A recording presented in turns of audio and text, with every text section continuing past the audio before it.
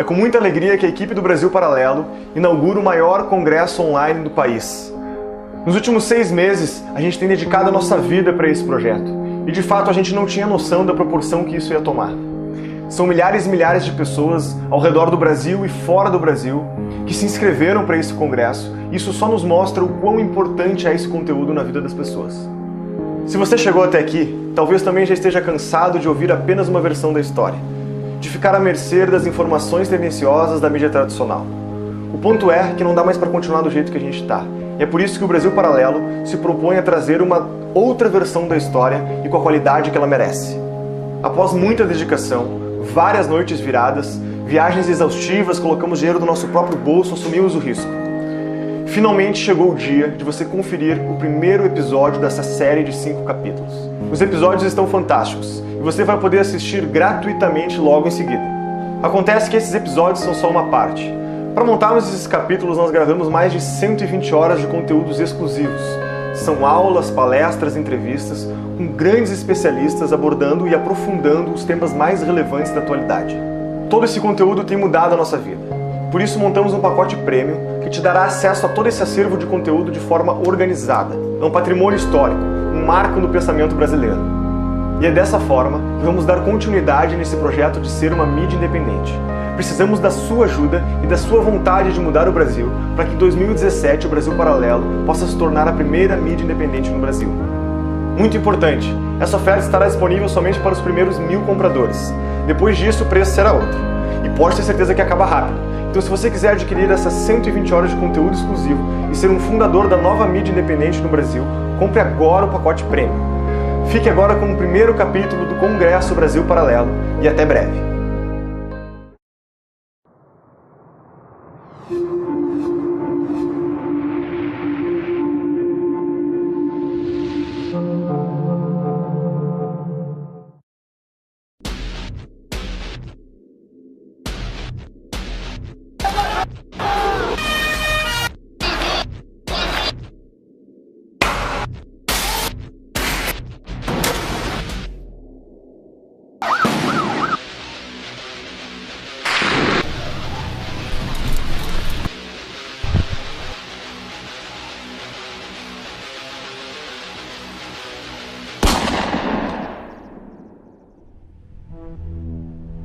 R$ 13,64% dos homicídios no mundo acontecem aqui no Brasil. No ano em que recebemos as Olimpíadas, levantamos a medalha de ouro em número de homicídios, 59.627. Se considerarmos a estimativa de homicídios não contabilizados, estamos superando a guerra da Síria em número de mortos por ano. O número de assaltos é o dobro da média mundial. De cada 100 crimes cometidos no país, menos de 8 são solucionados. Acontecem 60 mil assassinatos por ano e 55 mil ficam sem solução. Mesmo que apenas 5% dos criminosos sejam presos, temos a 4ª maior população carcerária do mundo, o dobro da população total da Islândia. Como chegamos até aqui? O que nos fez chegar tão longe?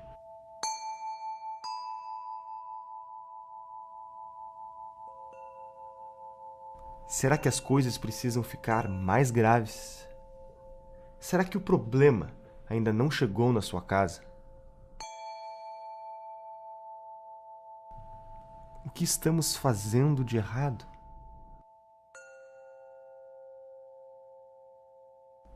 Talvez o primeiro passo seja conhecer a natureza do problema.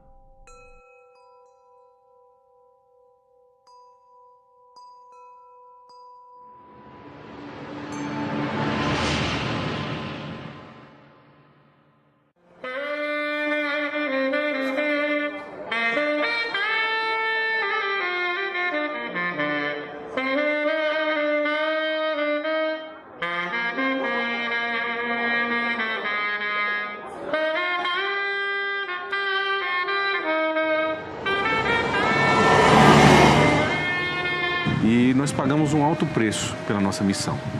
Então, por ano, nós temos uma média de mais de 500 policiais mortos no Brasil, que são números devastadores. Praticamente não existe outro país no mundo que tem números como esse.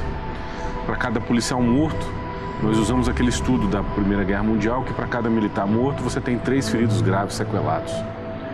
Então, quando a gente faz essas contas em anos, né, os números são inacreditáveis. A impunidade é a mãe da reincidência. Então, nós temos hoje praticamente um índice de reincidência maior do mundo também. É uma coisa absurda. E isso traz consequências graves na vida de cada brasileiro. Não tem brasileiro hoje que não sofreu ou que não conhece uma pessoa próxima que não sofreu uma violência, que não sofreu um crime, seja de furto, seja de roubo, ou um acidente de carro. Então tem números em alguns lugares do Brasil, a audiência de custódia está liberando uma média de 80% dos presos em flagrante. Então o cenário hoje é esse.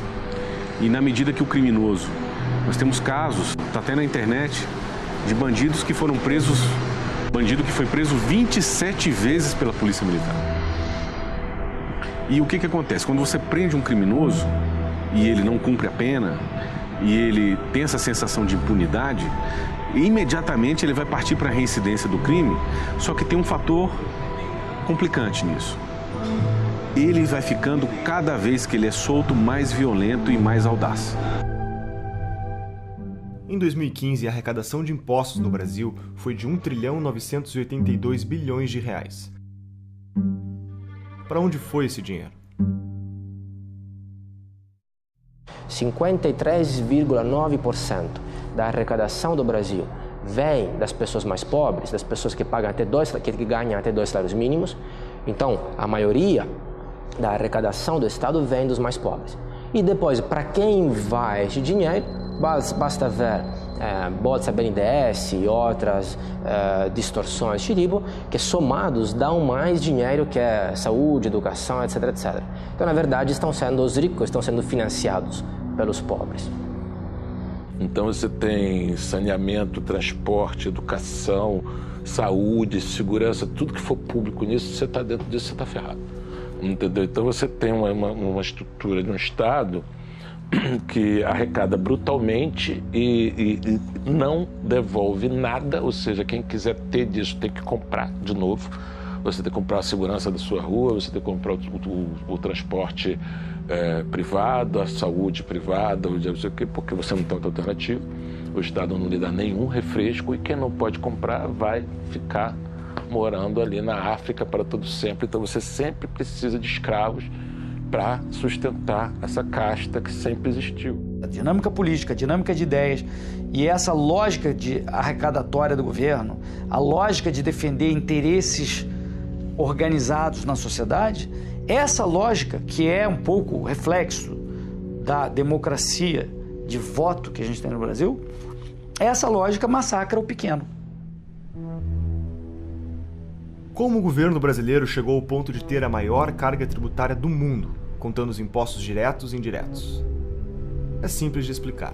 Todo brasileiro trabalha 6 meses por ano para pagar somente o imposto de renda, contribuições previdenciárias, sindicais, PIS, COFINS, ICMS, IPI, ISS, IPTU e IPVA.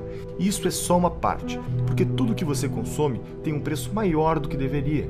Porque quem te vende um produto ou serviço também tem que pagar uma série de impostos que são repassados para você. São os famosos impostos escondidos. One of the great debates of our time is about how much of your money should be spent by the state and how much you should keep to spend on your family. Let us never forget this fundamental truth. The state has no source of money other than the money people earn themselves. If the state wishes to spend more, it can do so only by borrowing your savings or by taxing you more. And it's no good thinking that someone else will pay. That someone else is you. Bom, já sabemos que a única fonte de receita do governo é o imposto. Desde o início eles tinham essa visão de que o Brasil precisaria criar um grande mercado interno de massas, né, baseado, portanto, na vocação do nosso povo a consumir, daí o Bolsa Família, daí várias alocações sociais, familiares e outras induções ao consumo popular. criação de um banco popular, que foi uma fraude também, não é? Porque só gastou em publicidade. Enfim, eles fizeram vários mecanismos de demand side, em vez de supply side, achando que o aumento do crédito, ou seja, a disponibilidade de recursos na mão de consumidores iria fazer com que imediatamente a oferta aumentasse, né? Você então tem a típica política keynesiana, vamos abrir buraco, pagar o cara para abrir buraco, depois para fechar o buraco, com esse dinheiro ele vai comprar produtos e o capitalista então vai movimentar os seus espíritos animais, investir. E é uma equação que não funciona. Aliás, o multiplicador keynesiano é uma fraude em si, é uma fraude econômica. O keynesianismo nada mais é do que uma política anticíclica adaptada para período de crise, para tirar o país do ciclo depressivo e levantar. Então, aquilo é necessariamente temporário e emergencial. Na América Latina, o keynesianismo foi transformado em teoria do desenvolvimento pelo Raul Prebisch, né? E nos companheiros virou um mito do desenvolvimento, né? O Celso Furtado e outros. O keynesianismo virou keynesianismo de botequim, como eu digo, e foi o que o Manteiga fez. O Manteiga é um típico keynesiano de botequim, então todas as políticas foram nesse sentido e deram errado, né? Deram errado porque não podiam dar certo, né? Quando você estimula a demanda sem ter a base suficiente dos investimentos, e os investimentos são fracos porque você tem necessariamente no Brasil uma taxa de poupança muito modesta, né? Mesmo juntando com a poupança externa, você não consegue mais de 20% do PIB, e você tem uma despoupança estatal muito grande, né? O Estado ele pratica aquilo que os economistas chamam de crowding out. Ele retira recursos que poderiam estar no setor privado, nos consumidores, nos indivíduos, famílias ou empresários que poderiam ou poupar e emprestar num mercado de crédito aberto, né, baseado em juros não manipulados pelo governo, ou investir, não é? Mas o mercado é muito concentrado no Brasil, mais de 40% do crédito é talvez concentrado nos bancos oficiais, não é? A consequência é: quanto mais dinheiro perdiam, mais dinheiro confiscavam. Quanto mais dinheiro gastavam, mais dinheiro imprimiam. Tudo para dar a impressão que estava tudo bem. Jamais deixaremos que a inflação volte a esse país. Hoje ela está sob controle. O Doing Business é um indicador que mede a facilidade de fazer negócios em um país. De um total de 189 nações, o Brasil está em 123º lugar, perdendo 5 posições em relação à colocação do relatório anterior, o Doing Business de 2015. Os casos mais críticos são os procedimentos para abertura de empresas, em que estamos em 175º lugar. Casos preocupantes também são a obtenção de alvarás de construção, registros de propriedade e regras de comércio internacional. Mas quando, por exemplo, um caso que eu sempre cito, o meu avô comprou o primeiro carro, não tinha ainda as prestações, o mercado de crédito atual, para ele amortizar este custo que ele teve, ele começou a dar carona para as crianças nas escolas e levava para casa. Né? Imagine, colocando um monte de crianças nestes carros, não sei, dos anos 50, 60, etc. Imagine isso hoje. Seria proibido, seria processado por normas de segurança e coisas ainda mais complicadas. Então, basicamente, tudo que o pobre tenta fazer é proibido. Todas as profissões, ambulante, informal, é tudo proibido ou muito regulamentado. Então, ou ele fica na informalidade, aí é sujeito a abuso de poder, uso discricionário do poder, ele não sabe, talvez, na maioria dos casos, os próprios direitos perante a lei, ou ele fica desempregado, dependente de assistencialismo, ou ele fica no crime. Se ele entra no mercado formal como empresário, é muito caro, respeitando todas as regras que existem.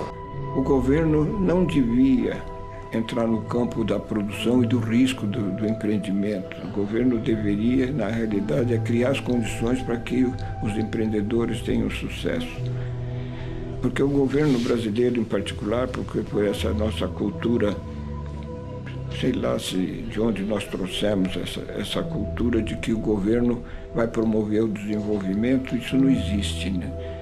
O que existe no governo, que o governo devia ser um catalisador do sucesso de cada cidadão.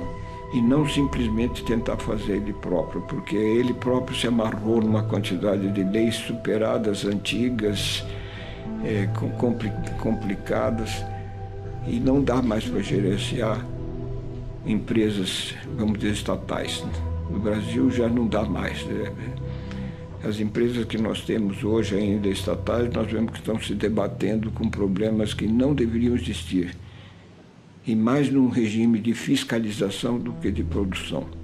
Dentro desse panorama, eu gostaria que cada um pensasse no exemplo que a natureza nos dá. A natureza está nos dizendo simplesmente que a padronização não funciona. Não existe duas pessoas iguais. Olhando para uma árvore, não há duas folhas iguais. Olhando para as árvores, não há duas árvores iguais. Quer dizer, não há 2 dias iguais.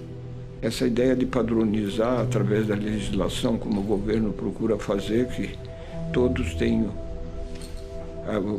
as mesmas obrigações e as cumpram da mesma maneira, não funciona.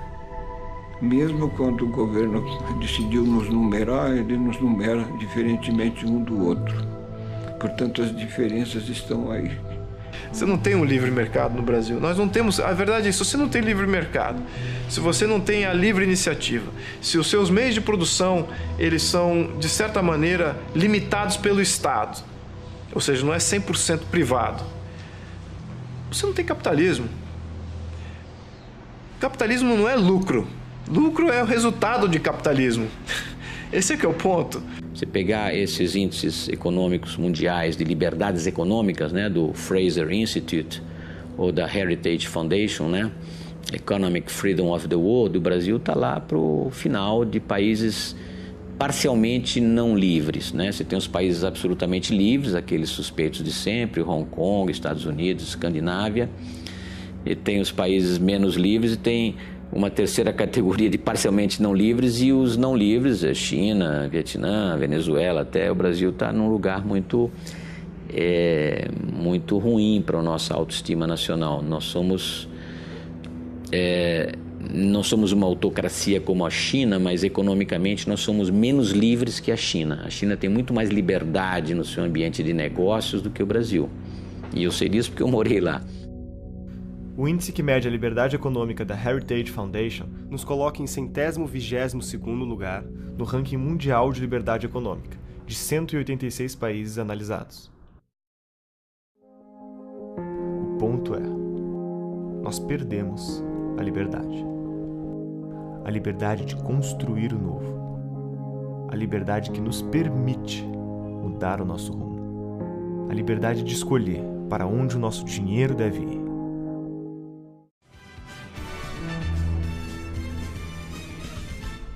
A economia brasileira teve uma queda de 3,8% no ano passado. É a maior recessão em 25 anos. E alta de quase 2% e fechou o dia cotado a R$ 4,05. E o que todos esses números traduzem é a realidade de milhões. Só este ano a moeda americana subiu mais de 52%. A taxa de desemprego no Brasil bateu um novo recorde. Muita gente nem seguro-desemprego tem mais. Uma decisão do presidente da Câmara, Eduardo Cunha, mexeu com o cenário político. Todo esse cenário não permite ser um território fértil para a produtividade.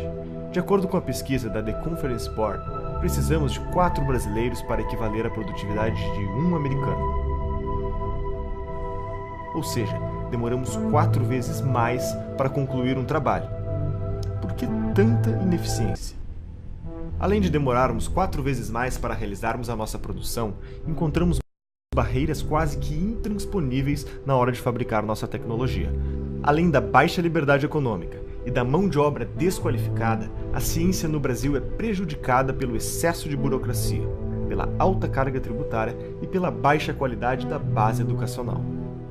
99% dos cientistas precisam importar materiais para suas pesquisas. Deles, 76% já perderam suas encomendas devido à demora de retenção na alfândega. Os impostos também são outra barreira na importação. O valor final do produto pode alcançar até 3 vezes mais do que é pago por cientistas nos Estados Unidos e Europa. Nunca conquistamos um prêmio Nobel. 8, 7, 6, 4, 3, Existem 2 programas na Singularity. Existe o programa profissional, que é de 1 semana, que é para executivos e gente que paga. E existem os programas de 10 semanas, que são abertos para qualquer pessoa no planeta.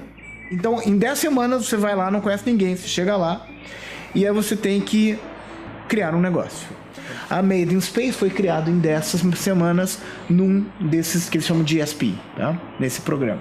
Essa empresa Made in Space agora está vai começar a fabricar no espaço fibra ótica. As fibras óticas que vão ser construídas, feitas no espaço, elas vão ter um desempenho de 100 a 1000 vezes maior do que as melhores fibras óticas construídas hoje na Terra. Então se imagina se você traz essa fibra para cá e começa a utilizar essa fibra para transporte de dados, para cálculos matemáticos, quão mais rápidos nós produziremos coisas na Terra. Isso a gente via nos filmes, tá? Isso está acontecendo. Mas isso só está acontecendo porque existe uma liberdade fantástica para a construção disso. E aí eu me dei conta de que eu teria que pegar uma cápsula do tempo, que na verdade é um avião da United, e retornar para cá. Porque agora, se você... é possível viajar no tempo? Sim. Pega um avião e vai para São Francisco.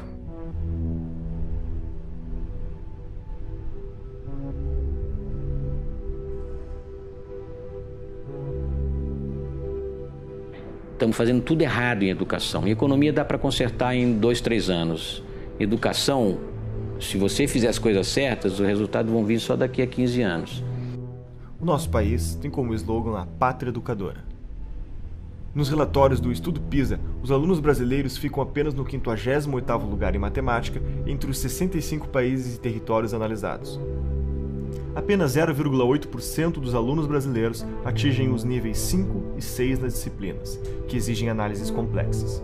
Em Xangai, na China, primeiro do ranking em matemática, mais da metade dos estudantes integram os níveis 5 e 6 de alta performance.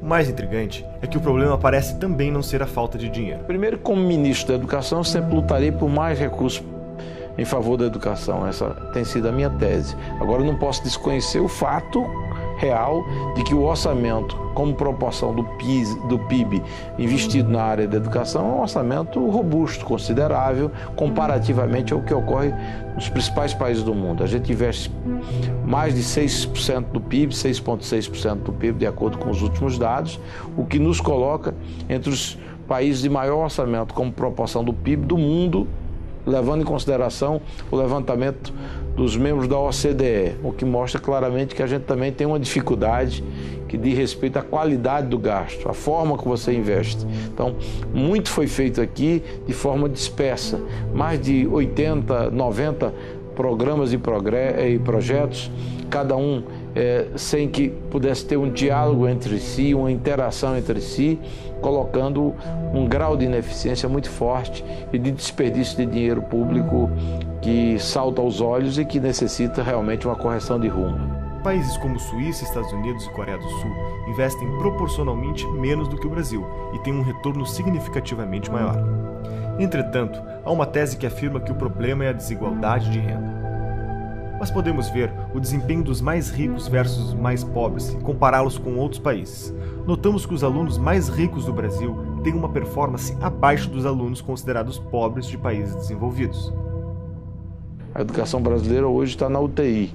O IDEB para o ensino médio desde 2011 não é atingido, a meta fixada, e os anos finais do fundamental também não, o que mostra que falta qualidade. A gente tem um passo muito largo e importante em termos de universalização, de acesso, principalmente no fundamental, mas nós vivemos e convivemos ainda com a realidade muito difícil, afetando diretamente a vida dos jovens e das crianças do Brasil.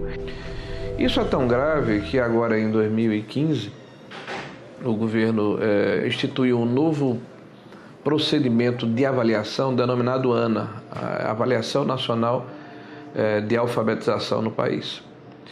E identificou, e publicou no meados do ano passado, identificou que 56% das crianças brasileiras no terceiro ano do ensino fundamental, que de acordo com a própria legislação e o PNE deveriam estar plenamente alfabetizadas, que seriam crianças de 8 anos de idade, essas crianças são analfabetas ou analfabetas funcionais. Então, você definiu o estágio de 1 a 5, elas estão no estágio 1 e 2, ou seja, não conseguem ler e decodificar um texto de 10 linhas, nem tampouco fazer de forma adequada as 4 operações matemáticas. De uma forma cartesiana, você poderia entender que os demais 44% estão alfabetizados. Não, estão em escalas intermediárias. Você só tem 11% das crianças brasileiras que têm um grau de alfabetização plena que permite que passe para as fases subsequentes dos ciclos educacionais sem um gap, sem dificuldade, sem uma diferença no seu processo. O que é que isso acarreta? O aluno, na hora em que ele não consegue introspectar o conhecimento, porque isso é cumulativo, ele vai ficando no meio do caminho. Ou ele se evade da escola, né? ele sai da escola, ou ele se anula na escola. E aí é a progressão automática. O resultado é que as nossas universidades, isso é uma outra estatística, um outro estudo feito pela Fundação do Paulo Montenegro, acho que foi em 2012, 38% dos alunos que chegaram à Universidade Pública Federal têm dificuldade de alfabetização.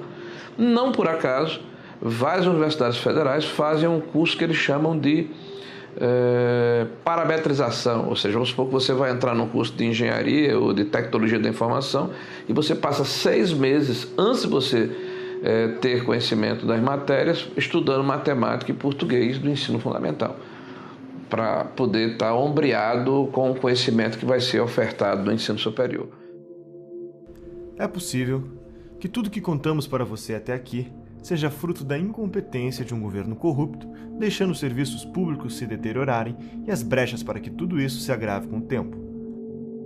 A outra hipótese é menos ingênua e dá o crédito para a competência do governo. Karl Marx dizia que a propriedade tem de ser estatizada progressivamente, lentamente, através da taxação progressiva. Aumentar imposto, aumentar imposto, aumentar imposto. Então, não foi um desvio das metas do PT, foi o cumprimento exato do programa.